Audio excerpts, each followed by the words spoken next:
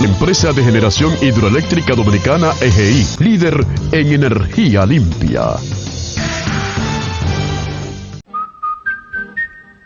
Presentamos Prevención y Salud, un espacio dedicado a mejorar tu calidad de vida, con Julio César García y sus invitados de calidad. Señoras y señores de Prevención y Salud, de esta segunda temporada, tenemos en la noche de hoy, que ya es noche, ¿verdad?, a Leonardo Díaz García, profesor universitario, psicólogo, y pues vamos a estar conversando un poquito sobre lo que es inteligencia emocional. Vamos a decir, descubrimiento que no es tan lejano a lo que es la medicina de hoy, porque de hecho la psicología antes no contemplaba la inteligencia emocional como un elemento a desarrollar dentro de los individuos y a cuidar dentro de los individuos. Sin embargo, pues Daniel Goleman, que se considera el padre de la inteligencia emocional, comenzó a estudiar esto de ver cómo nos comportamos nosotros a nivel emocional, qué es lo que nos ocurre, a qué se deben las emociones, cómo vienen, cómo se deben manejar, cómo se pueden manejar. Y pues tiene una serie de documentos y libros sobre inteligencia emocional. Y una cosa que me llama poderosamente la atención es que aunque no se haya estudiado mucho tiempo antes, pero ya Aristóteles hablaba sobre las emociones. Incluso es muy recordado esto de cómo debes enojarte, que Aristóteles decía, enojarse para cualquiera es fácil. Ahora, saber con quién te vas a enojar, cuándo te vas a enojar, cómo te vas a enojar, con qué intensidad te vas a enojar, eso ya es mucho más difícil. Entonces, pues tenemos a Leonardo Díaz García y pues, Leonardo, vamos a hablar sobre inteligencia emocional. Vamos a definir a la gente qué es eso de inteligencia emocional. Inteligencia emocional, para entenderlo bien, debemos recordar lo que es ser inteligente. Alguien inteligente es la persona que funciona en su cotidianidad, necesita resolver dilemas, necesita tomar decisiones, necesita dirigir su vida, necesita escoger entre varias alternativas, quizá la que más le conviene en función de su proyecto de vida.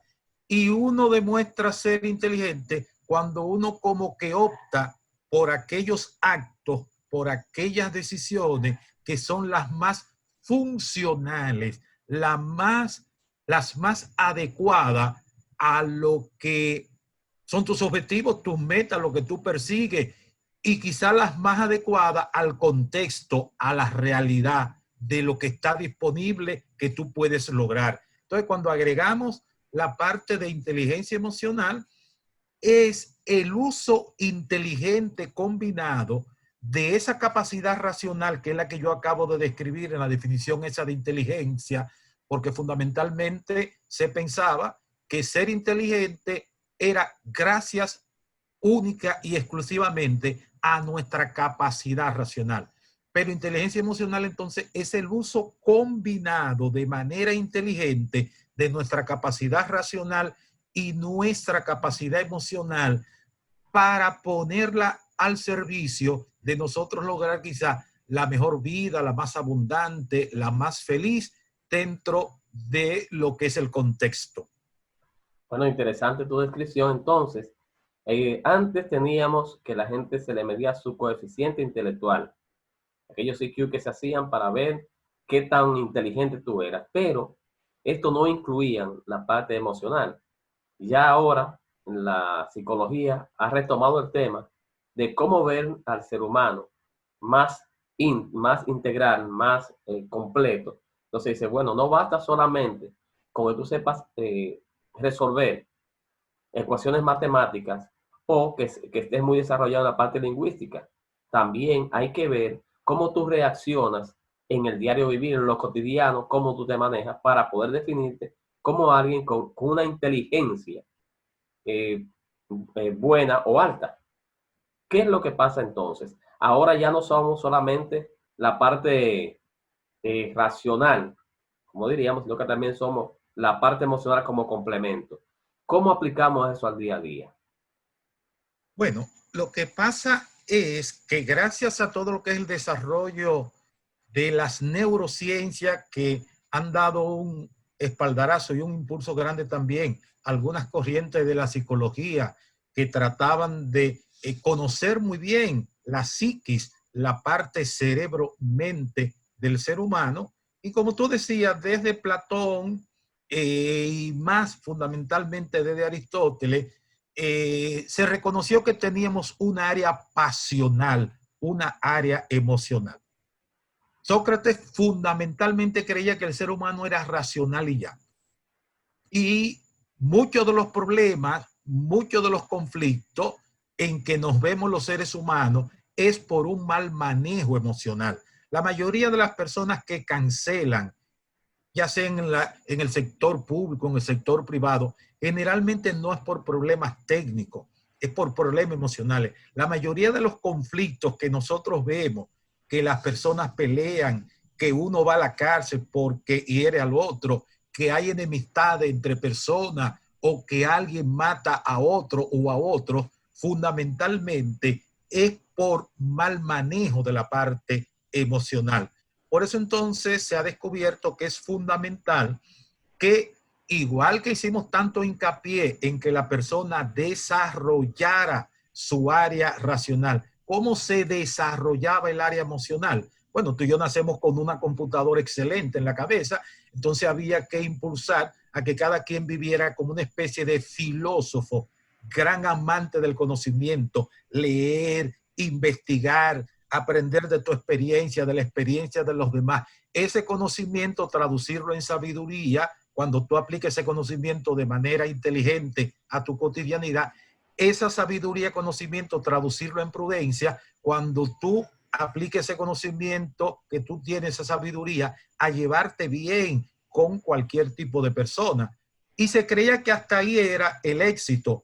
Pero si tú eras analfabeto emocional, si tú no eras capaz de identificar las emociones cada vez que lleguen a tu vida y de saber lo que te dice la emoción y cómo tú aplicar eso que te dice cada emoción de manera inteligente a tu vida, entonces gente con un coeficiente racional muy alto, entonces veíamos que cometían grandísimas torpezas. Y por eso hoy entonces se ha abierto hace ya muchos años atrás un campo de estudio y de enseñanza tremendo que quizás lo podemos clasificar en dos niveles. Primero, tenemos que alfabetizar emocionalmente a las personas y después entonces inculcarle inteligencia emocional. Alfabetización emocional es que cada quien pueda identificar, cada vez que llega un evento a tu vida y ese evento te provoca una emoción, que tú puedas identificar la emoción que se acaba de provocar en tu organismo, identificarla con nombre y qué te dice, si aparece aburrimiento, si aparece vergüenza, si aparece alegría, si aparece enojo, si aparece culpa y qué información te da, porque las emociones son excelentes para conectarte con la realidad. Te están diciendo que eso que está sucediendo en ese momento es altamente significativo para ti y el tú entender, identificar la emoción y lo que dice cada una, entonces te hace conocerte a ti, conocer la realidad para trabajar mucho más inteligentemente. Oye, pero excelente, Leonardo. La verdad es que uno aprende muchísimo contigo. Hay algo que me llegó a la cabeza mientras conversaba.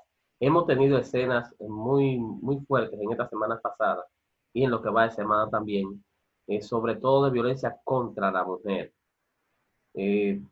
Hemos visto que uno que pensaba como que con esto de la cuarentena, el más compartir en la casa, la cosa iba a bajar un poco las estadísticas, pero pues la vida nos ha golpeado en la cara y nos está diciendo que ahora mismo hay demasiados problemas de violencia, sobre todo contra la mujer. ¿Qué nos está pasando? ¿Qué nos está ocurriendo con las emociones? Bueno, ahí hay dos cosas. Hay muchas más, pero yo la quiero sintetizar en dos cosas. El ser humano es y actúa en función de las creencias que tiene, en función de las creencias. Entonces, en la sociedad dominicana, el ser humano varón es machista. Tenemos una cultura machista. Tenemos dentro de nuestra cabeza, yo soy mejor que la mujer, yo soy el amo de la mujer, yo puedo hacer lo que yo quiera con una mujer, si la tengo de pareja, si la tengo de novia, si yo quiero salir con otra, si quiero dejarlo, eso, por yo ser varón, a mí eso me corresponde, pero yo le niego a la mujer la posibilidad de la libertad que yo me doy a mí, porque yo la veo a ella, la creencia que tenemos, la vemos como inferior, como sujeta, como nuestra sierva y como nuestra esclava. Y cuando tú eso lo juntas con el analfabetismo emocional, que la gente, algo sucede y se enoja y no reconoce el enojo. Y al no reconocer el enojo, entonces lo que sigue sucediendo va incrementando el enojo y se convierte en ira. Y cuando el enojo crece hasta la ira, se da lo que se llama en inteligencia emocional secuestro emocional. Y la parte racional tuya queda totalmente bloqueada y la ira te lleva a cometer todos esos actos terribles que estamos mirando. Junto con ese machismo terrible. Disculpa, te voy a interrumpir para preguntarte. Entonces, ¿por qué nuestras autoridades, y no voy a echar la culpa a ellos, pero no veo como que en este país hay una política desde ninguna institución para tratar de cambiar eso en la mentalidad del hombre?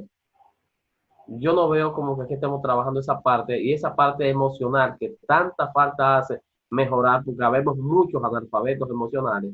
Entonces, ¿cómo podemos ayudarnos, Leonardo? Quizás alguien que en este momento está atravesando por un momento psíquico de violencia o está atravesando por pensamientos violentos. ¿Qué podemos hacer, Leonardo? Mira, ya se están dando pasos interesantes, quizás no con la velocidad y con la profundidad, pero en Europa hace muchísimo tiempo que desde la primaria parte del currículo es alfabetización emocional, inteligencia emocional, desde la primaria, junto con ese otro componente de cómo educar para que hombres y mujeres nos veamos que somos de igual dignidad, que nadie está sujeto al otro y que el hombre no es superior, el amo de la mujer. Entonces, eso hay que comenzarlo desde la primaria, tanto la educación emocional como esa enseñanza para sacar ese virus del machismo del interior de nosotros. Pero como eso es a mediano y largo plazo, y lo que están matando no son los chiquitos, los que están en la primaria, sino somos los grandes, los que estamos fuera, entonces realmente ahí, por una parte, creo que hay que orar mucho a Dios, los que somos creyentes, para ver si el Espíritu Santo revela como ese agente satánico que actúa en toda esta violencia, y que la parte de la justicia, la parte coercitiva, cuando la mujer se queja, cuando la mujer pide auxilio, que evidentemente eso sea fortalecido, que se le dé un real apoyo muy fuerte, y habría que hacer un gran esfuerzo nacional de todos los sectores, quizá un gran programa con todas las iglesias de todas las denominaciones, con todos los clubes culturales, deportivos, con todas las ONG y con todos los medios de comunicación, un proceso muy fuerte de orientación y al mismo tiempo que se fortalezcan las sanciones a los actos de violencia y que también ahí se aplique muy duro el control a el abusador. Y quizá trabajando en esos dos niveles, capacitación desde la primaria de manera sistemática y al mismo tiempo con toda esta enseñanza, pero ir a los clubes, ir a los barrios donde se juntan los adolescentes, donde se juntan los jóvenes y los de la tercera edad y los de la cuarta edad, en toda estructura trabajar en esas líneas. Bueno, muchísimas gracias, Leonardo. Todo el mundo habla del coronavirus, los medios, los gobiernos, la gente. No es para menos y no hay que restarle importancia. La epidemia es grave, ha generado una emergencia sanitaria global y unos daños económicos aún incalculables. Pero no todo está perdido en la batalla contra este virus, que está forzando a muchos a cambiar planes y aspectos de la vida cotidiana. En este video te contamos 6 buenas noticias sobre el coronavirus y sobre cómo lo estamos enfrentando. Primero, sabemos qué es y nos enteramos de esto bastante rápido. El virus se identificó solo una semana después de notificarse los primeros casos. Para que tengan una idea de cuán récord es esto, por ejemplo, el virus del VIH tardó más de 2 años en ser identificado. Esta rapidez con el COVID-19 hizo que los genetistas y expertos supieran rápidamente detalles sobre su origen animal o sobre su frecuencia de mutación, que sabemos que no es muy alta, por cierto. Además, solo unos días después de ser identificado, las pruebas para detectarlo estuvieron disponibles. Otra cosa es que ya hay una vacuna en camino. En plazos reales puede que no llegue hasta el verano del 2021, pero la buena noticia es que hay al menos 8 proyectos en marcha para encontrarla y que gracias a la tecnología que tenemos disponible hoy en día, los científicos pueden comunicarse y compartir sus hallazgos muy rápidamente y esto ahorra muchísimo tiempo. Además, como se conoce el código genético del virus, se puede utilizar métodos más novedosos y rápidos para fabricar vacunas. Es una enfermedad que se cura en la mayoría de los casos. La Organización Mundial de la Salud dice que al momento el 70% de los casos se han recuperado y que esa cifra puede ir en aumento según avancen las semanas. La enfermedad que provoca el nuevo coronavirus puede durar unas 6 semanas, aunque hay personas que pueden tardar más tiempo para sentirse completamente curados. Y también se sabe que en el 80% de los casos presentan síntomas de leves a moderados. Otro elemento positivo es que hay países donde los casos están disminuyendo. En China, por ejemplo, el país donde se inició la epidemia y que llegó a tener más de 80,000 casos, las drásticas medidas como esa cuarentena de millones de personas parece haber funcionado. Se reportan menos casos nuevos cada día y hay provincias donde se frenó la transmisión. Y lo mismo parece que está sucediendo en Corea del Sur. Esta es tal vez una señal de que el virus aún puede ser controlado, según dijo la Organización Mundial de la Salud. Sin duda, la propagación del nuevo coronavirus es muy preocupante. Ya hay más de 100,000 casos y ha llegado a más de 100 países. Pero cuando miramos dentro de esa cifra, encontramos otros detalles que son un poco más alentadores. Por ejemplo, que la gran mayoría de estos países no superan los 100 casos y que en casi la mitad de los países donde se ha reportado la enfermedad hay menos de 10 casos. Lo que quiere decir que en esos países la contención del virus podría ser más fácil si se toman las medidas correctas, como son el seguimiento de los casos y sus contactos, establecer mecanismos de emergencia y tener disponibles pruebas para identificar a nuevos posibles contagios. Pero el nuevo coronavirus es una prueba reciente de lo difícil que es enfrentar las epidemias. Y también hay cosas que nosotros podemos hacer para prevenir ese contagio.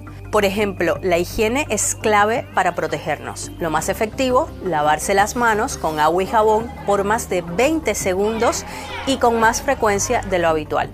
Un truco, puedes cantar el cumpleaños feliz 2 veces seguidas mientras te lavas las manos y ese es el tiempo suficiente para limpiarlas bien. Según la Organización Mundial de la Salud, además de las medidas que tomen los gobiernos, es importante que tú y yo también contribuyamos al intento de controlar esta epidemia. Empresa de Generación Hidroeléctrica Dominicana EGI, líder en energía limpia. Señores de Prevención y Salud, seguimos aquí en esta segunda temporada y ahora tenemos a la doctora Marisela Mesa. Ella es pediatra, labora en la clínica San Cristóbal y nos va a ayudar a entender un poco qué está pasando con los niños en estos días. Mucha tensión en la casa, algunos niños están enfermando mucho del estómago, problemas respiratorios con los cambios de temperatura. Ella nos va a guiar más o menos para que sepamos en estos tiempos de pandemia cómo podemos ayudarnos en la casa con nuestros hijos. Buenas, doctora Marisela, ¿cómo está usted? Muy buenas noches, gracias por invitarme a tu distinguido programa, Julio García. ¿Qué está pasando Marisela, con los niños en la casa? Con esta cuéntanos. pandemia? Bueno, recuerden que tenemos casi 9 meses de pandemia. Tenemos casi 9 meses confinados en la casa. ¿Qué pasa con esos niños? No tienen la libertad de ir a un parque, a un recreo, a conectarse con los demás niños y eso le crea una ansiedad. Y por eso ustedes ven que los niños en la casa están un poquito hiperkinéticos, que es cuando decimos que el niño está intranquilo, que se mueve para arriba, se mueve para abajo y no deja a nadie tranquilo en la casa. Pero es por el encerramiento. Los niños no entienden que tenemos una pandemia y que debemos estar en la casa. Y por ese motivo tienen ese comportamiento así. Pero los padres debemos de ser inteligentes y tratar de, por lo menos dentro de la precariedad, ayudarlo a que esa situación sea más sostenible para ellos. Bien, Marisela, ha cambiado la temperatura, ahora sabemos que vienen muchos problemas de gripe con los niños, pero tenemos una pandemia y muchos padres, cuando sienten al niño ahora con un poco de tos, lo primero que están pensando es, ¿tendrá el COVID? ¿Qué hacemos con estos padres y estos niños, doctora? Esto es un estrés total. ¿Por qué? Porque durante los 9 meses que tenemos con la pandemia, gracias a Dios que las exacerbaciones con relación al tema respiratorio per se, es decir, las neumonías, las bronquitis y los broncoespasmos disminuyeron bastante. Todo el que iba a una emergencia iba por fiebre y por dificultad respiratoria, pero relacionada con el COVID. No sabemos, se han hecho ya estudios de que la disminución de enfermedades broncopulmonales han disminuido. No se sabe si es por el aire que está menos contaminado con relación a los años anteriores, porque debemos recordar que mientras estábamos en la casa, el planeta respiró. Y como el planeta respiró, también los pulmones de los niños respiraron. Ahora mismo, entrando ya la primavera-otoño, que donde más se siente el problema respiratorio, no hubieron tantos casos de niños en la emergencia por este problema. Ahora bien, ahora entrando el invierno, sí comenzamos a ver un poco de niños con algún tipo de enfermedades respiratorias que no es por COVID-19. Y las mami debemos tener mucho eso en cuenta, que cuando tenemos el niño que comienza con la tos persistente, inmediatamente debemos acudir a la emergencia de nuestros hospitales, o al pediatra para instalarle un tratamiento lo más rápido posible para que ya no vayan a mayores con una bronconeumonía o una neumonía. Muy bien, pues ya sabemos que ante cualquier tipo de situación no debemos esperar el último minuto. Y Marisela, tenemos dentro de los amigos que sintonizan el programa algunas inquietudes. La primera que tenemos de una madre que nos escribió de San Felipe, de Puerto Plata, para decirnos que tiene un niño recién nacido, ha nacido con algunos problemas intestinales. Lo llevó al pediatra, le han dado 2 medicamentos, uno es un multivitamínico y el otro es uno de estos que dan para evitar los problemas de gases intestinales. Pero pues el niño no ha mejorado. Ella está muy preocupada y quiere saber si hay algún tipo de problema específico con estos niños cuando nacen así.